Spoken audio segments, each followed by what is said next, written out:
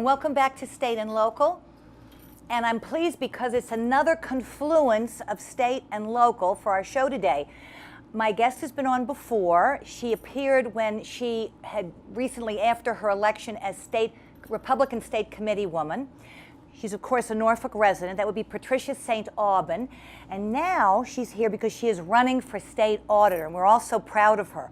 So thank you for coming on, Patricia. Thank you, Anne Marie. Oh, it's not great at to all. Be back. Great to be back. Oh, I'm glad. Now, just tell people, I know before you talked a little bit about your personal background, but what is your background, and how do you feel that contributes to running to your campaign? Sure. Well, first of all, I'd just like to say where I grew up, and a little bit about my dad and the influence that he had upon me.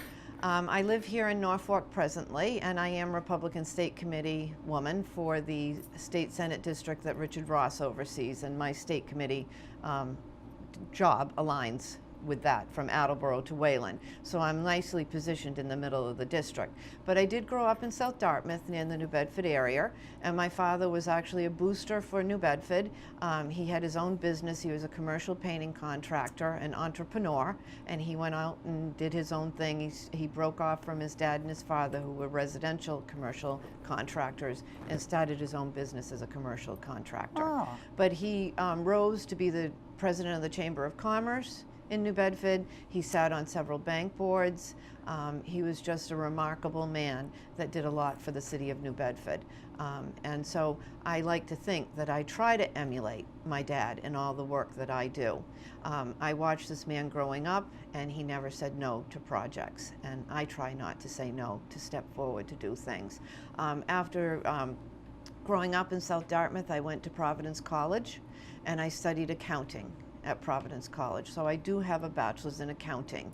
And I actually majored in accounting to go in the FBI. Oh! And when I got out, they did say that they wanted women, but I was not going to probably initially have a big city. And I wanted a big city. And so I took a different track. I went and canvassed my resume around the financial district in downtown Boston, and I ended up at the Shawmut Bank at the time. And I ended up in the asset-based lending group, which for commercial lending is one of the more profitable areas of a definitely. bank. Oh, And sure. I audited there. So I learned my craft or my trade of auditing at a bank in the private sector. And because these loans were very important to the bank, they were loaning off of accounts receivable and inventory typically, the auditor's role in what we were going out and looking at and reporting back to the loan officers at the bank was a very important job. So you were auditing the applicants, obviously. No, I was auditing the actual loans once the loans were up and running. It was often cyclical businesses, and so we had, like, for example, See how they're doing. a candy ribbon company down on the South Shore. And so, you know, they obviously were making candy for Christmas. Right. But right now would be the time that they were starting to produce that candy, and they would need the money now, and we would loan off the accounts receivable. Their orders would probably start coming in a month or two for Christmas, but they needed the money now for production purposes. So we would go down and make sure that everything, that their accounts receivable were coming in, you know, and being paid, because we were loaning in advance, basically. But it was a very important job. Now, you have some academic degrees, don't you? Yes, I do. I have the bachelor's in accounting from Providence College. I actually, after I left the banking industry, which I stayed in for about 4.5 years, I went into the insurance industry. I became entrepreneurial like my dad and watched my own books, you know, while I was selling insurance and being on straight commission. But I have a title from the insurance industry, which was a 10-course degree called LUTCF, and that's Life Underwriters Training Council Fellow. And I actually oversaw that when I was on the board of directors for what was then the Boston Life Underwriters. The acronym has now changed. And then more recently, in 2009, I did go back and earn a master's in American history. That's what I was thinking of. Yes, from my alma mater. So. Well, very good. You know, that's something not many people do, go back like that, and, you know. Oh, it was fun. Now, have you been a Republican for many, many years? I have been a From the registered start? Republican since age 18, and Oh. I come from a long line of Republicans, actually. Both my parents were Republicans, and both set of grandparents were Republicans. I've seen a very nice photo of you with George Bush, with the father. Yes.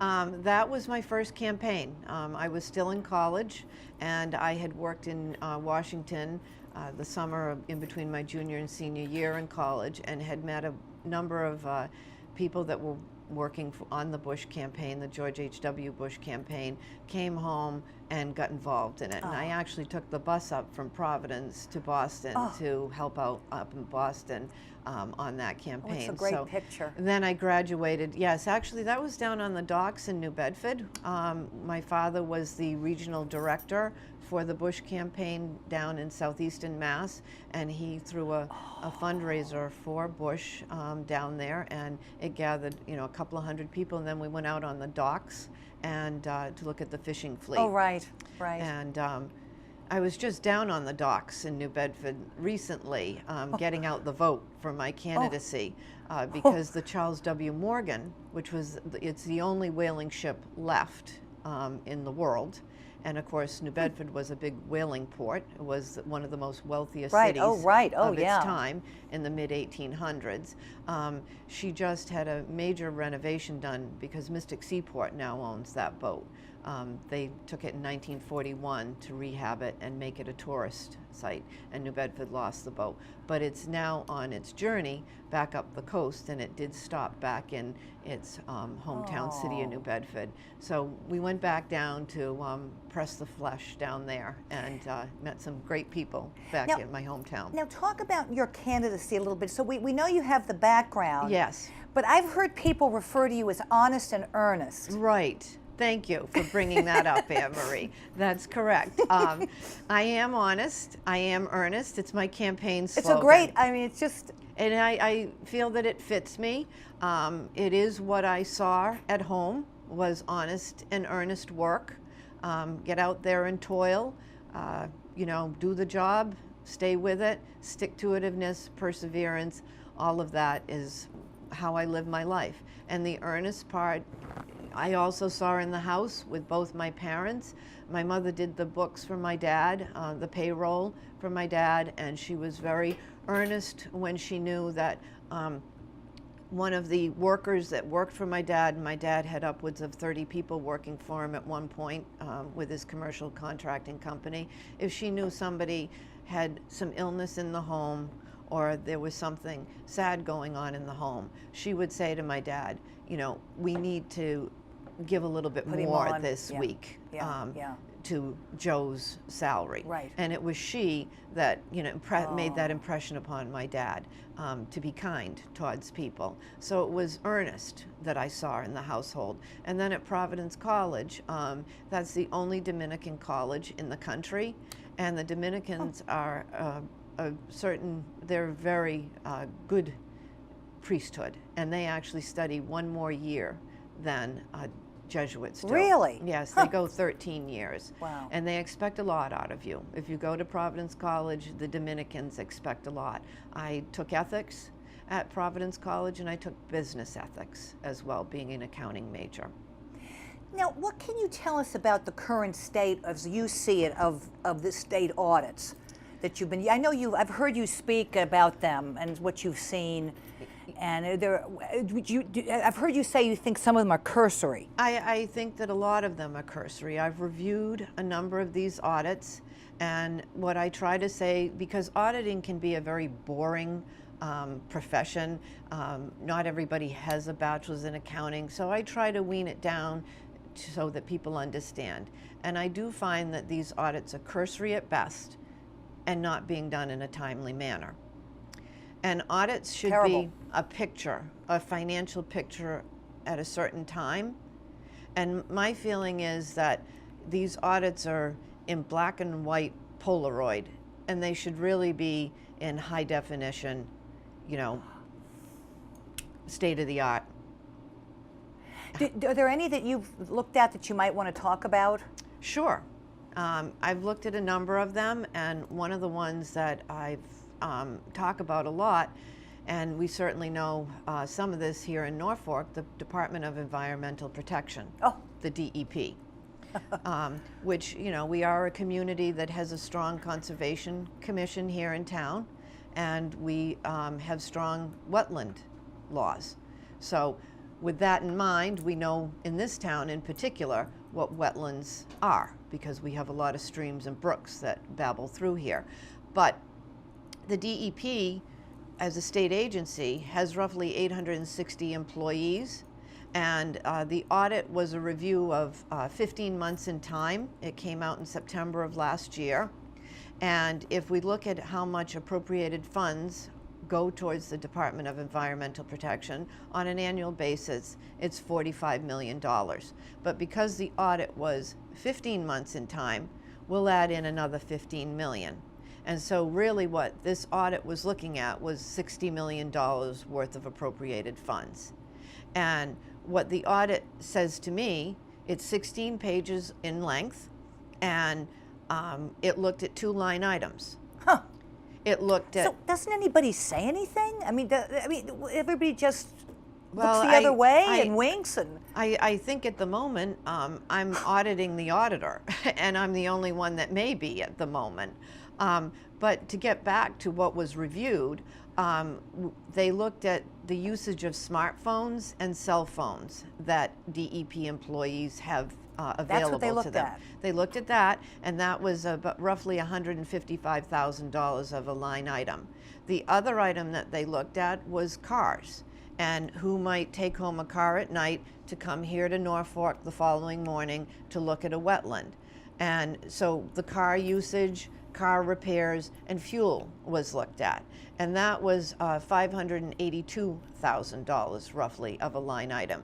So the 2 items together add up to $737,000, which is roughly 1% of a $60 million budget. Unbelievable. And I went back and looked at that audit more closely this week because I knew I was coming down to speak with you.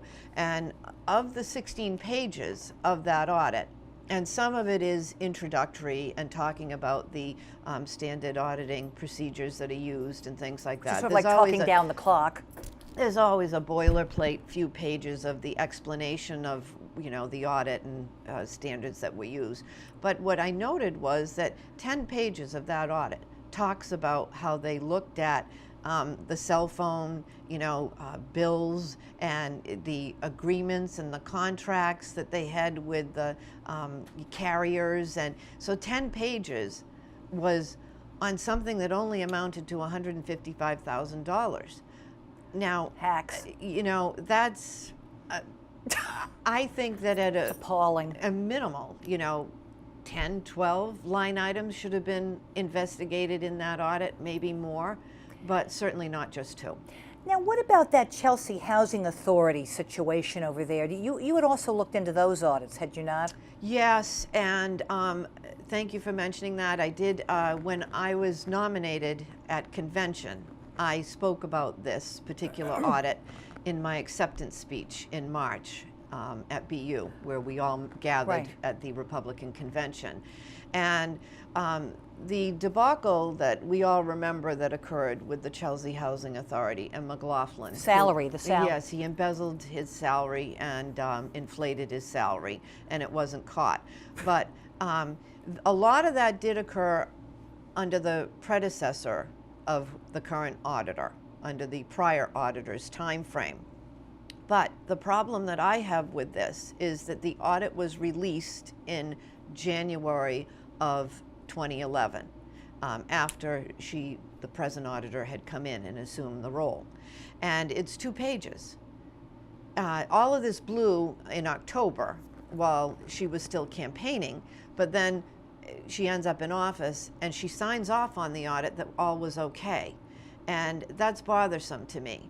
As auditor, knowing that this was also malfeasance was going on there, Exactly. I would have called for a new audit so that we would have known exactly what was going on there. And I would never, ever have signed off on someone's work saying that it was okay. And 2 pages is, again, cursory in my mind. Unbelievable. So we know now that there was a problem there. And to just, you know, the Globe actually, in my acceptance speech, I actually said that the Globe did a far better Well, I job. was just going to ask you, did the Herald? I don't remember the Herald talking about that. No, I don't either. They're but usually they're on top of that kind of yeah, thing. they more so than usually the are. Herald. Exactly. I mean, the Globe. The Globe. But the Globe, you know, they have the investigative reporters, and they went after this, and they actually did more reporting. They wrote page after page and article after article, and it was month after month that they were following McLaughlin. And so there's more of a body of work there on, you know, reviewing that problem than what the state auditor signed off on. And so I have looked at a number of the audits that have been performed on these housing authorities, because many communities in the state have housing authorities. Oh, yes. Oh, absolutely. And I'm troubled by what I see. And anybody in their right mind would be, you just don't, there's so little that you hear about, and there's so many things going on, you can hardly keep them straight, even if you try to read the paper every day, but so much isn't reported. Yes, I think it's important for people to understand that these are tax dollars that are funding these various entities, and that you need someone overseeing this department that has an auditing background. Absolutely. That is important here. Oh, yes. It's very important. It's astonishing to me that she was allowed, you know, that Mary Connaughton didn't take that job, because Mary has training, doesn't she, as an auditor? Yes, she did too. Now, let me ask you, we have about 5 minutes. Can you talk a little bit about the campaign and any fundraisers coming up, or where you've been, or this has gone by quickly. How the response? Absolutely.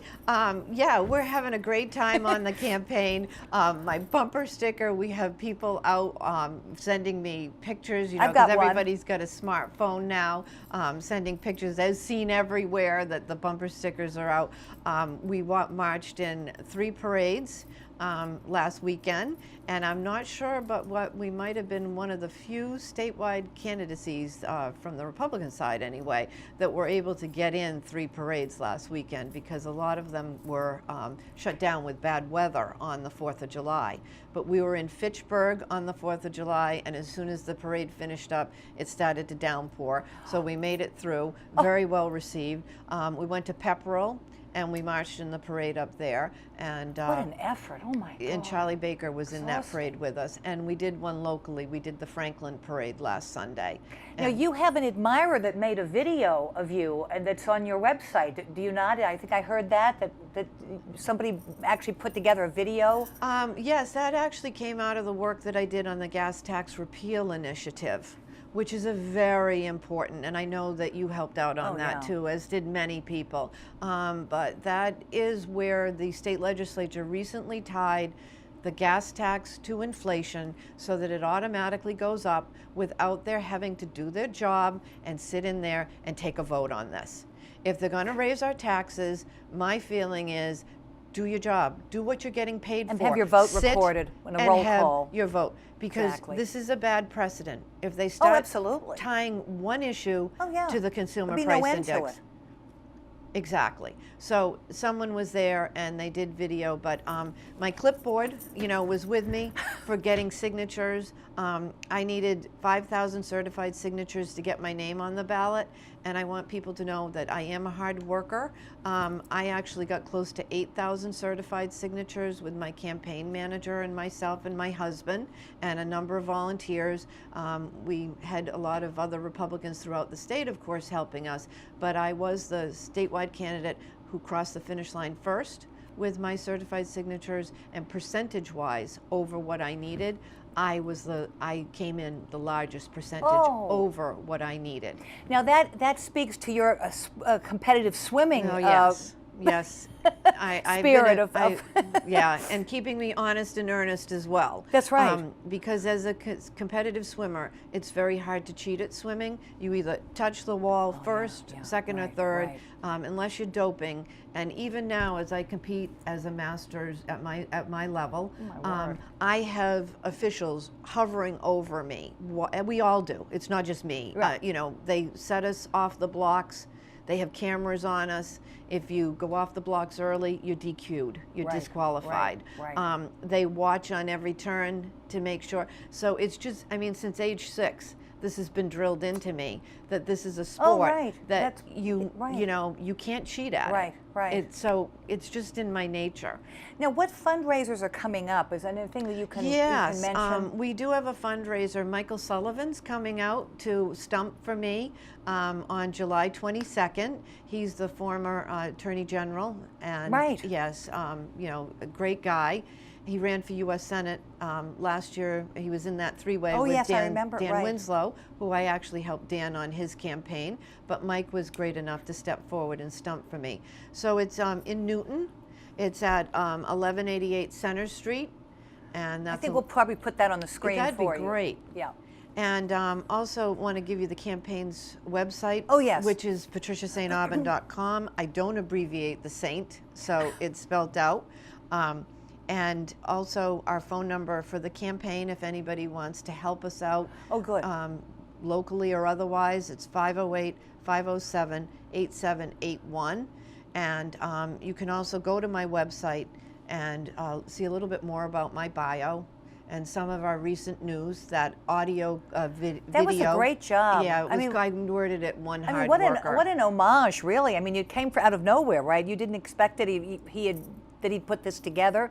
Did you know he was putting this together? No, I didn't know that he was putting it together. I mean, I knew the camera was on me, but I didn't know that we'd be able to pull a clip from it. So it was sort of spontaneous, but it went well. It's only 2 minutes, so it flows easily. Now, when do you think things will heat up? More so in September in terms of... Yeah, this time, and thanks for having us on so that we can get a little notoriety right now. And you can come back, Oh, thank you.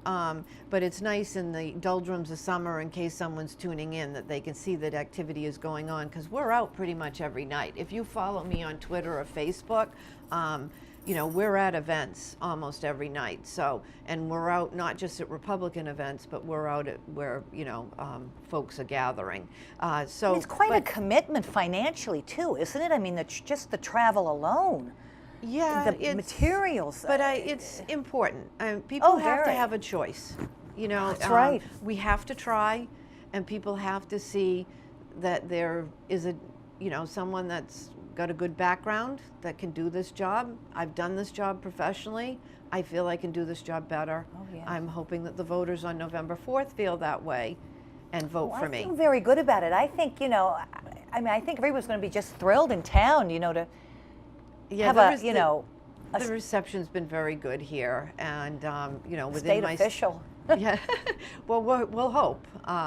You know, as I say, we got to give it a try, and I think that we have all of the constitutional offices filled with Republicans this time. Oh, we right, have, yes, you know, that's true. Charlie and Karen Yep. at the top as excellent candidates for the governor and lieutenant governor position. But we have over 70 state reps and state senators running in numerous districts throughout the state. So we're hopeful that this year, you know, Well, this one-party stuff is no good no matter how you cut it. It's just ridiculous. There's, you know, I really mean, no check and balance to go back there into isn't. an accounting term when you have one party rule. And that goes for both parties. If it was Yes, stacked either with, way, that's right. Republicans, that would not be a good thing. We need parity. And that's what we're looking for in this election cycle. And people have to understand that parity helps with that extra set of eyes. Oh, definitely. So that there is that check and balance. And that's where you get true compromise, too. That's right. I mean, look nationally. We have practically, I mean, in my opinion, practically no opposition party. I just every day I shake my head in disbelief. Yes. Well, we're trying here anyway, with, as I say, having someone in every constitutional office. Wow. And we're all working hard. It is a commitment. I like to tell people I learned how to do my job of auditing in the private sector. I was trained well in the private sector. It was important. The dreaded private sector is how I know. we say. But you know what? I was trained well because the bank wanted to be profitable. Exactly. Why can't I take that skill set That's right. to Beacon Hill? Exactly. To look at how we can save the taxpayers' They're money. crying about money all the time, and they don't have money for this, that, and the other, or the MBTA, blah, blah, blah, on and on. And we don't want waste. No. So Well, so thank you. I guess we've come to the end of our Wonderful. time. That went by so quickly. Oh, well, good luck, Patricia. Oh, My thank goodness, you, like I say, we're Anne-Marie. all so proud of you here in town, and I thank don't know, you. I have a good feeling about it. Thank for what you. that's. Yeah, Listen, it's thank been you. fun and exciting and daunting all at the Oh, I same can time. imagine. And thank you for watching this episode of State and Local. Patricia has a fundraiser on July 22nd. There's going to be we're going to repeat the information at the bottom of the screen, and the phone number and so forth to get in touch with her if you'd like to work for her, go to the fundraiser, or maybe have a coffee at your house, and to help her out, because she's just a stunning candidate, and we're all just so excited about this candidacy. So thank you for watching State and Local, and we'll be back again. I'll have some more interviews coming up next week. Thank you for watching. I'm Anne-Marie Battistone, and you're watching Norfolk Cable Access.